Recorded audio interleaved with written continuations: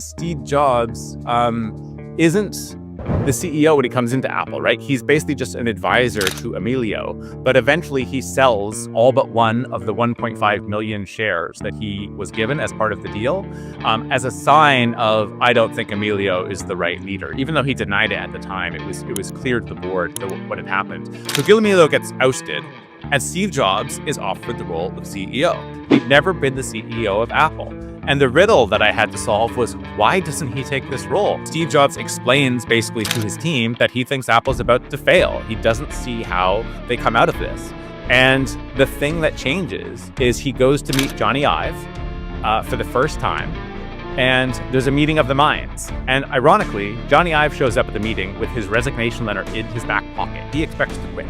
And Jobs has called the meeting effectively to fire Johnny Ive, because if you look at Apple products that exist at the time, well, whoever's designing them doesn't know what he's doing, because all these products suck, right? That's sort of the Steve Jobs perspective. And then he goes there, and Johnny Ive and his team of ID, industrial designers, have basically put out this presentation of all the things they've been working on. And Jobs recognizes that Apple executives before him thought of their design abilities as an irritant rather than the pathway to redefining the company.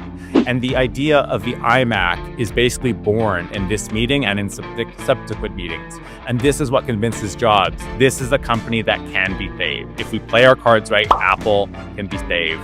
And the Think Different campaign launches, is conceived within a few days of that meeting, maybe a few weeks. And a few weeks later, Steve Jobs accepts the role of interim CEO. And then they begin working on the iMac, and it comes out within the next year, and it becomes America's best-selling computer.